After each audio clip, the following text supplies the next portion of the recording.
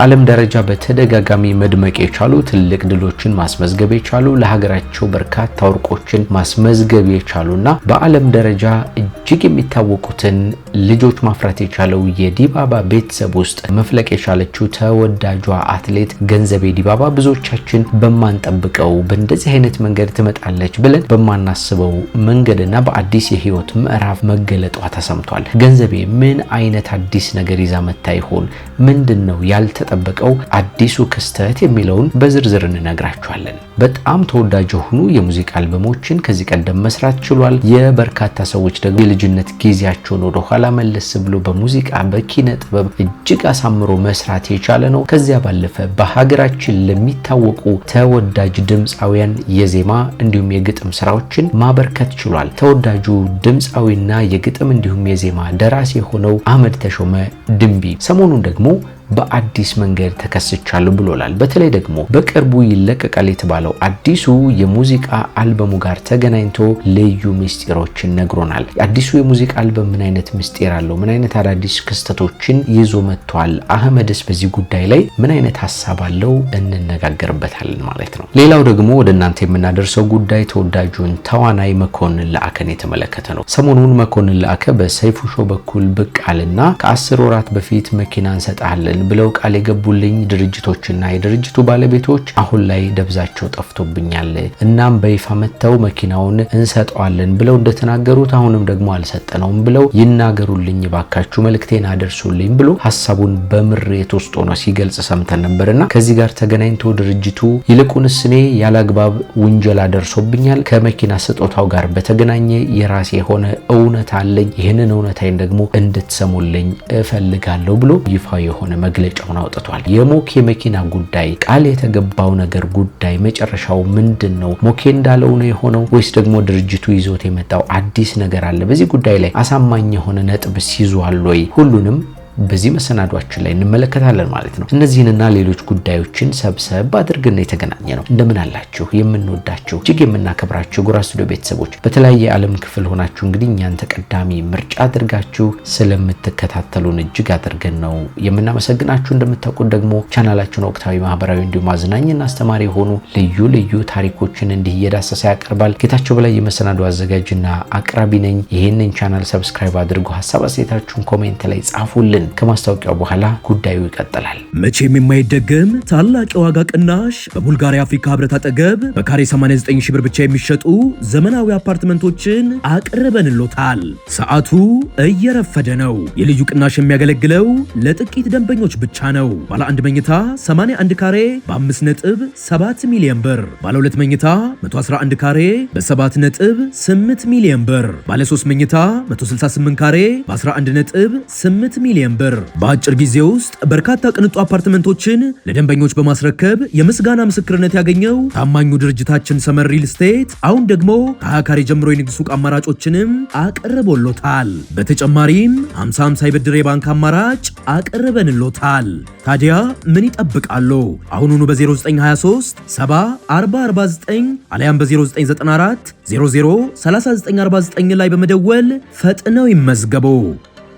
ቀደም ብዬ በመግቢያ ላይ እንዳነሳውላችሁ ተወዳጇን አትሌት ገንዘቤ ዲባባን የተመለከተ አዳዲስ ጉዳይ በዚህ በማህበራዊ ሚዲያ ላይ ተሰምቷል። እንግዲህ እንደምታውቁት የዲባባ ቤተሰብ በሀገራችን ውስጥ በርካታ አትሌቶችን በማፍራትና ለሀገር በማበርከት የሚታወቅ ቤተሰብ ነው። ይህ ቤተሰብ ሴቶች በዛ ይሉበታል። ሴቶቹ ታዲያ ሁሉም ማለት ይቻላል በአትሌቲክሱ መንደር በጣም ንግስቶች ናቸው። እንደምታውቁት ከእጅጋየሁ ዲባባ ጀምራችሁ ከትልቋ ልጅ ከዛ ጥሩነሽ ዲባባ ትከተላለች። ከዛ ገንዘቤ ዲባባ፣ አና ዲባባ፣ ሜላት ዲባባ እየተባሉ ከታችኛው ድረስ ይቀጥላሉና እጅጋየሁ ዲባባ ወደ አትሌቲክስ መንደሩ ስትቀላቀል አክስቷን ደራርቱ ቱሉን መሰረት አድርጋ ወይም ደግሞ እሷን እንደ አርአያ አስባ ልክ እንደሷ በዓለም መድረክ እኔም መንገስ እችላለሁ ብላ ተነሳስታ ነበረ ወደ አትሌቲክሱ የገባችው።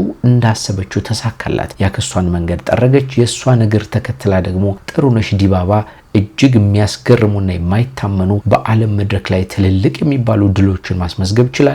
በኦሎምፒክ ብትሉ፣ በዓለም አትሌቲክስ ሻምፒዮና ብትሉ፣ በግል በሮጠችባቸው መድረኮች ብትሉ በቃ ነግሳ ነው የኖረችው ጥሩነሽና እንዲያውም የማይነኩ የተባሉ ሪከርዶችንም ጭምር መሰባበር ችላ ነበር በዘመኗ። በቃ ደስ የሚያሰኙ ቤተሰቦች ናቸው። ከዛ ቀጥላ ደግሞ በእድሜዋ ተከትላ የመጣችው ገንዘቤ ዲባባ ነበረችና ገንዘቤ ደግሞ በቃ የነበራት ፍጥነት የነበራት አቅም አሯሯጧ ምናምን በቃ ከጥሩነሽ ጋር ደግሞ የሚመሳሰል ነገር አላቸው። በጣም ደስ የሚሉ ልጆች ናቸውና በወቅቱ እንዲያውም በዓለም ደረጃ የሚታወቁ እግር ኳስ ተጫዋቾችም ጭምር ለፍቅር እንፈልጋታለን ብለው ሀሳባቸውን ያቀርቡበትን አጋጣሚ ሁሉ እናስታውሳለንና እነዚህ የማይረሱ ገጠመኞች ናቸው። ከዚያ ውጭ የዲባባ ቤተሰብ መልካቸው ኢትዮጵያዊ የሆነ ትክክለኛ ጠየም ያለ መልክ ነው ያላቸውና ኢትዮጵያዊነታቸው በቃ ይሄ ወዘናቸው ምናምን ያስታውቃቸዋል በዓለም መድረክ ላይ ገና ብቅ ሲሉ። ከገንዘቤ ዲባባ በኋላ ደግሞ ሜላት ዲባባና አና ዲባባ የተባሉት ትንንሾቹ ልጆች እነሱም አሁን ላይ በጣም ጥሩ ተሳትፎ እያደረጉ እንደሚገኙ ወደፊትም ደግሞ በጣም ትልቅ ተስፋ የተጣለባቸው አትሌቶች ናቸው ማለት ነው። እንግዲህ ልክ እንደ ታላላቆቹ እህቶቻቸው ልክ እንደ አክስታቸው ደግሞ እንደ ደራርቱ ቱሉም ሁሉ በዓለም ደረጃ ሀገራችንን ያስጠራሉ ተብለው የሚጠበቁ ልጆች ናቸው ማለት ነው። ታዲያላችሁ ከነዚህ የዲባባ ቤተሰብ መካከል የነገርኳችሁ ገንዘቤ ዲባባ በቅርቡ እንዲያውም በተለያዩ ማህበራዊ ሚዲያዎች ላይ ስንመለከታት ነበር። የጋብቻ ስነ ስርዓቷን አድርጋለች። ለረጅም ጊዜ በፍቅረኝነት ወይም በጓደኝነት ወይም በእጮኝነትን በለው በእንደዚህ አይነት መንገድ አብራው ከቆየችው ወጣት ጋር የጋብቻ ስነ ስርዓቷን አድርጋ ከዚያ ልጅ ወልዳ እያንዳንዱ ፕሮግራሞች ዘጌት እያሉ ቢለቀቁም እንኳን እየተመለከትናቸው ነበርና በጣም ብዙ ሰዎች ሀሳባቸውን ደስታቸውን ሲገልጹላት ነበር። ለገንዘቤ በበረከት የተመላ ጥሩ የሆነ ትዳር ይስጥሽ ፈጣሪ ባርክልሽ እያሉ ብዙ ሰዎች መርቀዋት ነበር። እነዚህን ሁሉ የደስታ ጊዜያት አሳልፋ ተመልክተን ደግሞ አሁን በአዲስ ጉዳይ ተከስታለች። እንግዲህ ገንዘቤ በእነዚህ አይነት መንገድ ትመጣለች የሚለው ብዙ ሰዎች ያልጠበቁት ነው። ምክንያቱም አትሌቶች እምብዛም ሲተሳተፉበት የማንመለከተው ዘርፍ ስለሆነ ማለት ነው። ምን መሰላችሁ? የሪል ስቴት የግንባታ ዘርፍ ነው ገንዘቤ ዲባባ የተሳተፈችበት። ገንዘቤ ዲባባ ፕሮፐርቲስ የተሰኘ ድርጅት አቋቁማ ወደ ስራ መግባቷን የሚያመላክቱ መረጃዎችን እየተመለከትን ነው ማለት ነው። እንግዲህ እንደምታውቁት ሀገራችን ላይ የቤት ፍላጎት በጣም ከፍተኛ ነው። ብዙ የግንባታ ድርጅቶች ሪል ስቴቶችን እየሰሩ ኮንዶሚኒየሞች እየተሰሩ በየግል ደግሞ ቤቶች እየተጧጧፉ ምናምን ሽያጩ በጣም የደራ ነው እንደምታውቁትና እንዲህም ሆኖ ግን ቤት ለመግዛት ከሚፈልገው ሰው አንጻር የግንባታ ሂደቱ በጣም አነስተኛ እንደሆነ ይነገራልና በጣም ከፍተኛ ክፍተት አለበት የተባለው የዚህ የሪል ስቴትና የቤት ግንባታ ዘርፍ ላይ እንደዚህ አይነት ሰዎች መሳተፋቸውና መግባታቸው ልዩ ልዩ ሰዎችን የቤት ፍላጎታቸውን ያሟላል ተብሎ ይጠበቃል ማለት ነውና ገንዘቤን በዚህ አይነት የቢዝነስ ዘርፍ ላይ መሳተፏን ይፋ አድርጋለች። በልዩ ልዩ ማህበራዊ ሚዲያዎችም ላይ ገንዘቤን የሚወዱ የሚያደንቁ በሙሉ እንኳን ወደዚህ ዘርፍ በሰላም መጣሽ እያሏት ነው። እሷም አበረታቱኛ አይዞሽ በሉኝ ብላለች። በእንደዚህ አይነት አዲስ ነገር ነው የተከሰተችው ማለት ነው። የአህመድ ተሾመን ጉዳይ ቀድሜ ያላወራችሁ ነበር፣ ግን የሞኬን ላስቀድምና የአህመድንም እንቀጥልበታለን።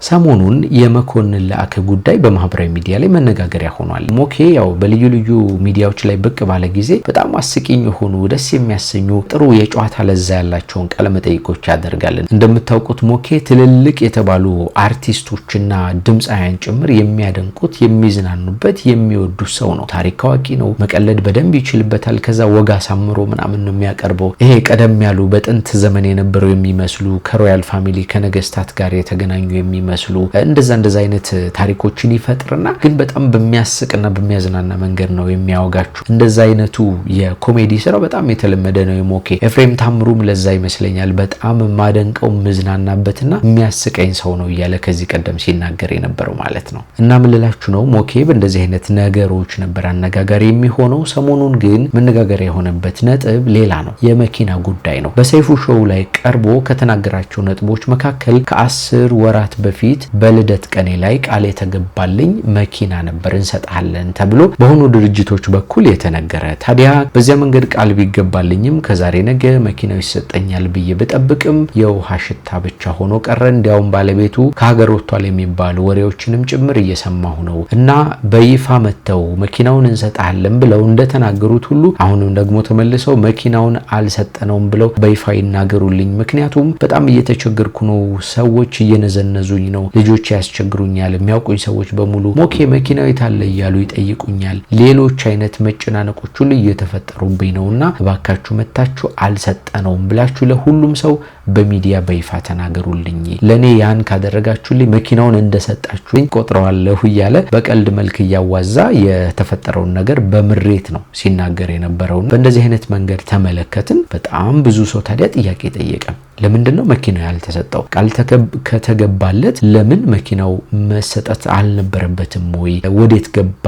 ምን ሆነ? ምክንያቱ ምንድነው? የሚሉ የተለያዩ ጥያቄዎችን ሲያነሱ ነበረ ማለት ነው። ታዲያ ከዚህ ጋር ተገናኝቶ ይህንን ቃል የገባው ድርጅት ስለ ጉዳዩ ምላሽ ሰጥቷል ማለት ነው። በትናንትናው ዕለት ምላሹን በዝርዝር እንነግራችኋለን። ከዚያ በፊት ግን ቃል የተገባበትን መንገድ እንመልከት። ዕለቱ ነሐሴ 22 ቀን 2017 ዓ.ም ነበር። በዝምታ ባርና ሬስቶራንት ውስጥ ልዩ የሆነ ፕሮግራም ተዘጋጅቶ ነበርና የሞኬ 57ኛ ዓመት የልደት በዓሉ የሚከበርበት ዕለት ነበር። በዚያ ሰዓት ሞኬ በኪነ ጥበቡ ዘርፍ ያሳለፈው ጉዞ የመጣበት መስመር ለኪነ ጥበቡ ያበረከተው አበርክቶ መዘከር አለበት። ሞኬ መመስገን አለበት የሚል ከጓደኞቹና ከወዳጆቹ የልደት በዓሉን አስመልክቶ ሐሳቦች መነሳት ጀመሩ። ከዚያ በተጨማሪ ደግሞ በትዳር ለረጅም ጊዜያት አብራ የቆየችው የልጆቹ እናት በጣም የሚወዳትና የሚያከብራትን ባለቤቱንም ቀደም ሲል የሰርግ ስነ ስርዓት ስላላደረጉ ሲጋቡ ዛሬ ላይ ታዲያ እግረ መንገዱን ከልደቱ ጋር ለምን ሰርጋቸውንስ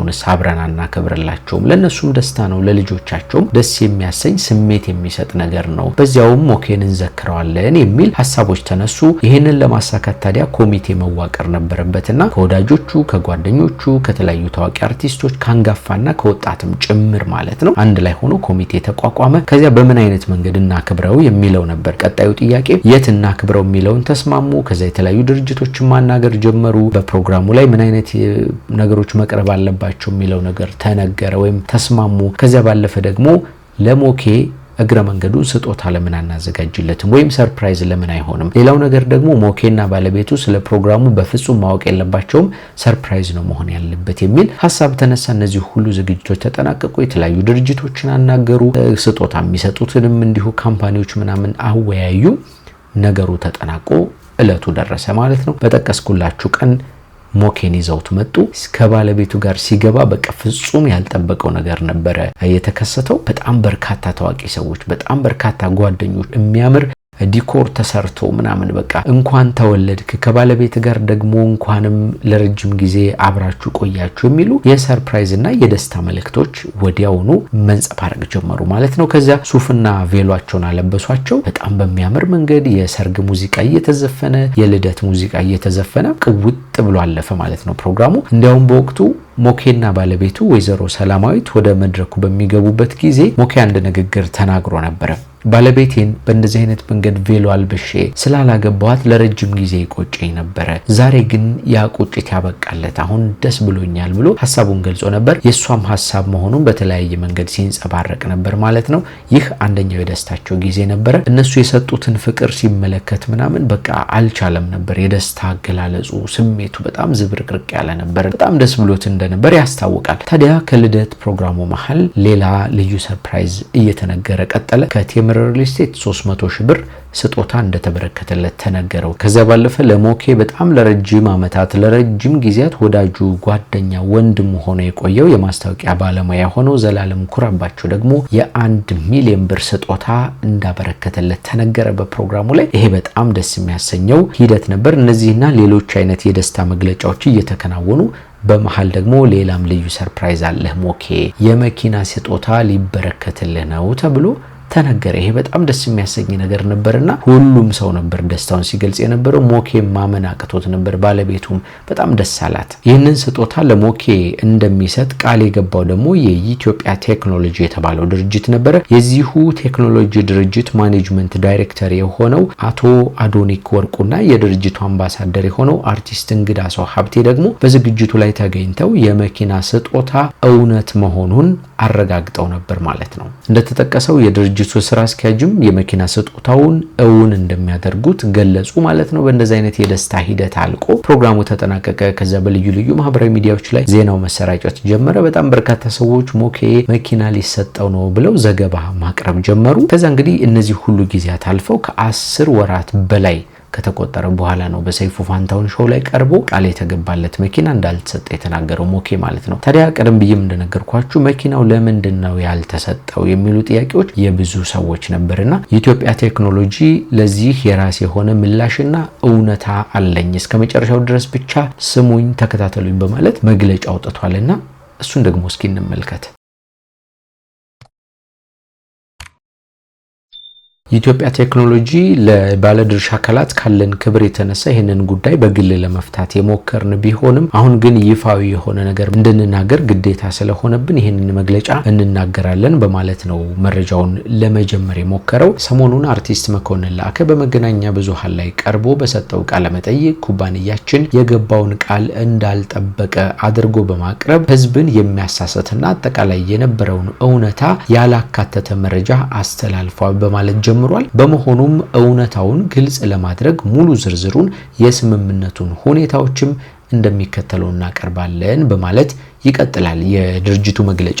የድርጅቱ መግለጫ ሲቀጥል ታዲያ የመኮንን ላከን የልደት በዓል አስመልክቶ የልደት በዓሉን የሚያከብረው ኮሚቴ ለሞኬ መኪና እንዲሰጠው በድርጅታችን መጥተው በተደጋጋሚ ይህንን ጥያቄ አቅርበው ነበረ በማለት ነው የሚቀጥለው ሐሳቡን። በመጨረሻም ታዲያ ኮሚቴው በባንክ ብድር የመኪና ስጦታው እንዲመቻች ሐሳብ በማቅረቡ የተለያዩ ቅድመ ሁኔታዎችን ከኮሚቴው ጋር በመነጋገር የመኪና ስጦታው ላይ ተስማማን በማለት ሐሳቡን ይገልጻል ድርጅቱ። ነገር ግን ቅድመ ሁኔታዎች አሉን ሲል ነው ሐሳቡን የገለጸው። እንግዲህ ቅድመ ሁኔታዎቹ ምንድናቸው የሚለውን በተወሰነ መንገድ እንመልከታቸው። ድርጅቱ እንደገለጸው ከሆነ የመጀመሪያው ቅድመ ሁኔታ ኮሚቴው ዳውን ፔመንት ወይም ደግሞ ቅድመ ክፍያ የሚባለውን ነገር ለመክፈል እንደተስማማ እንደነገርኳችሁ የብድር ስምምነት ነው ይደረግበታል የተባለው። ይሄም ማለት ድርጅቱ በብድር መልክ መኪናውን ይቀበልና ለሞኬ ይሰጣል። ከዚያ ደግሞ በየአመቱ ሊሆን ይችላል፣ በየወሩ ሊሆን ይችላል፣ ከባንኩ ጋር በሚያደርገው ስምምነት መሰረት የብድር ሂደቱን ድርጅቱ ይጨርሳል። ነገር ግን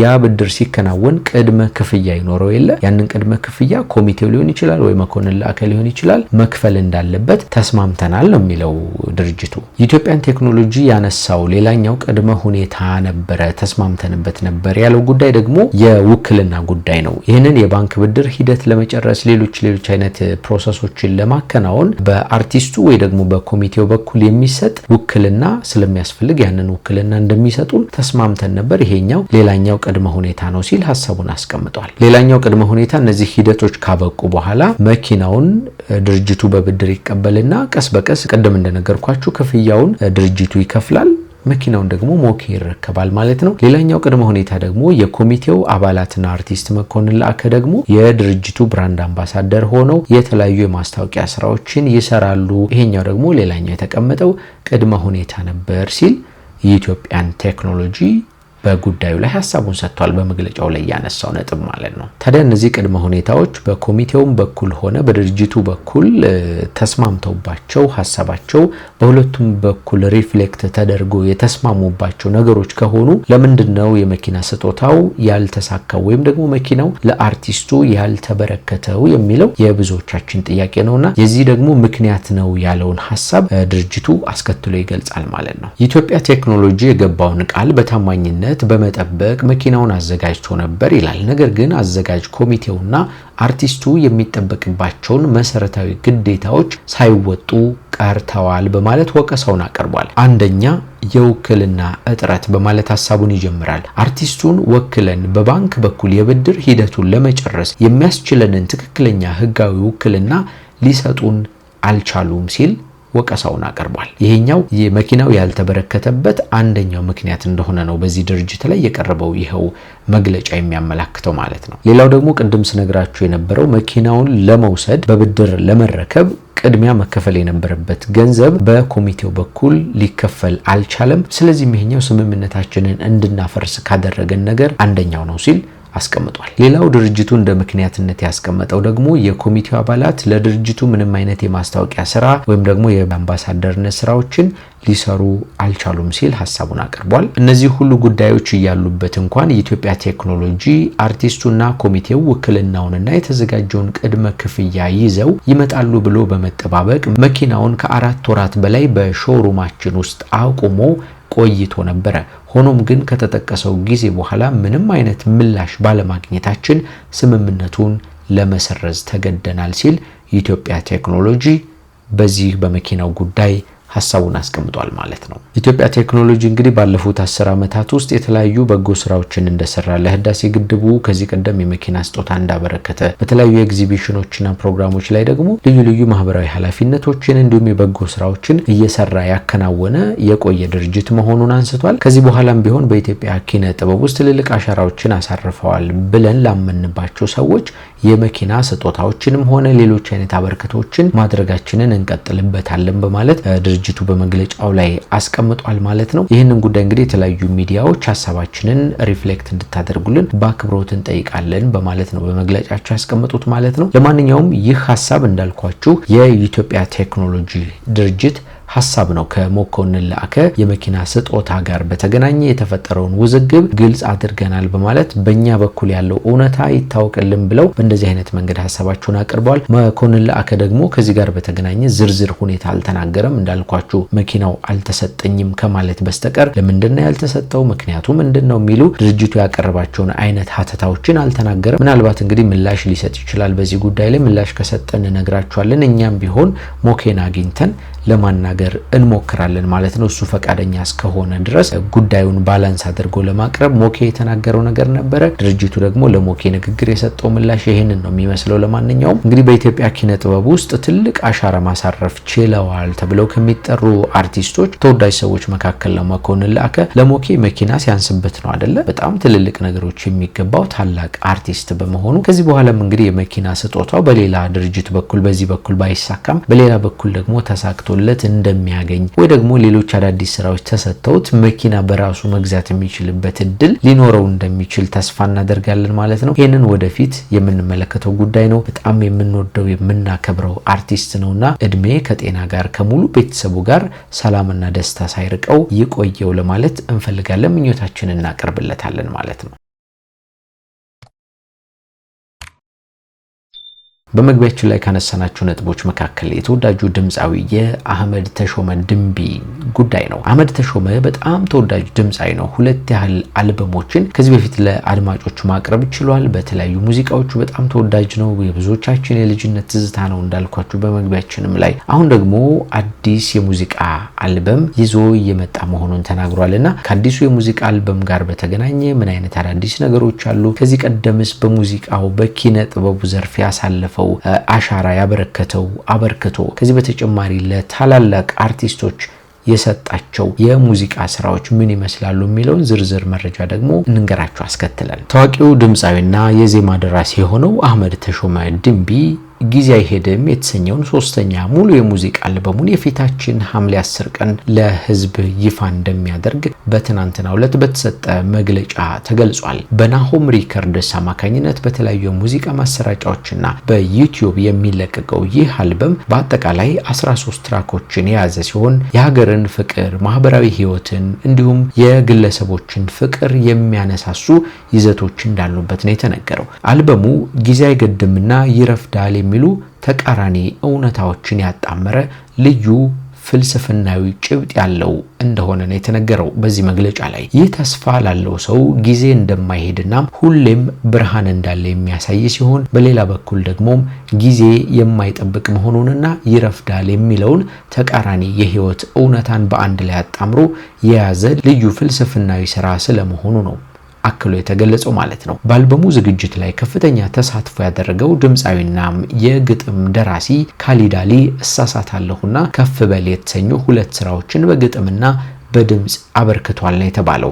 ስራው ዘመን ተሻጋሪና በጥራት የተሰራ መሆኑም ተገልጿል። አህመድ ተሾመ ድንቢ ደግሞ ከዚህ ቀደም ኢዮሪካና ኦሜርታ የተሰኙ እጅግ ተወዳጅና ስኬታማ አልበሞች ላይ ለአድማጮች ያበረከተ ሲሆን ድንቢ ለድንቢ፣ ተጠየቂ ናዝሬት፣ አውራምባ፣ በትዝታ ፈረስና አይመሬት ያለ ሰው የተሰኙ በርካታ ተወዳጅ ስራዎቹ የሚጠቀሱ ናቸው። ከዚህ ቀደም ኢዮሪካና ኦሜርታ የተሰኙ ተወዳጅ አልበሞችን ለአድማጭ ያበረከተው አህመድ ተሾመ ድንቢ ደግሞ ለማዲንጎ አፈወርቅ፣ ለፀሐዬ ዮሐንስ፣ ለብዙአየሁ ደምሴና ለዘቢባ ግርማ በርካታ ተወዳጅ ዜማዎችን በመስራት የሚታወቅ ስኬታማ ባለሙያ መሆኑ ተገልጿል። አያችሁ አይደል አህመድ ተሾመ ለበርካታ ታዋቂ ሰዎች የሰጣቸውን ዜማዎች። እነዚህ ዜማዎች ሁሉ በጣም በብዙ የሙዚቃ ወዳጆች ዘንድ ተወዳጅ ስራዎች ናቸው። አህመድ አሁንም የሰራው ስራ በጣም ተወዳጅ እንደሚሆን እየተጠበቀ ይገኛል። የአልበም ቅምሻ ጭምርም ሰሞኑን እንደተደረገ በልዩ ልዩ ማህበራዊ ሚዲያዎች ላይ ስንመለከት ነበርና አህመድ በኪነ ጥበቡ በተለይ በሙዚቃው ዓለም ውስጥ ትልቅ አበርክቶ ካላቸው ወጣት ከሆኑ ድምጻውያን እንዲሁም የዜማ ደራሲያን መካከል የምንመድበው ነውና መልካም እድል ለማለት እንፈልጋለን። ለማንኛውም ስለ አህመድ ተሾመ ድንቢ የወጣው አዲስ መረጃ ይሄንን ይመስላል። በተለያየ ዓለም ክፍል ሆናችሁ እኛን ተቀዳሚ ምርጫ አድርጋችሁ የምትከታተሉን ውድና የተከበራችሁ ጎራ ስቱዲዮ ቤተሰቦች እንደምታውቁት ቻናላችን ወቅታዊ፣ ማህበራዊ እንዲሁም አዝናኝና አስተማሪ የሆኑ ልዩ ልዩ ታሪኮችን እንዲህ እየዳሰሰ ያቀርባል። ዛሬም ሰሞነኛ የሆኑትን እነዚህን አነጋጋሪ ጉዳዮች አንስተናል። ለዚህ ቻናል ደግሞ አዲስ ሆናችሁ ሰብስክራይብ አድርጉ፣ ሀሳብ አስተያየታችሁን ኮሜንት ላይ አስቀምጡልን። ታዲያ ቪዲዮ ላይክ ማድረግ ደግሞ መረሳት የለበትም። በሚቀጥለው በአዳዲስ ጉዳዮች እንገናኛለን። ጌታቸው በላይ የመሰናዶ አዘጋጅና አቅራቢ ሆኜ አብሬያችሁ ቆይታ አድርጌያለሁ። ተመልሰን እስክንገናኝ ሰላም ሁኑልን።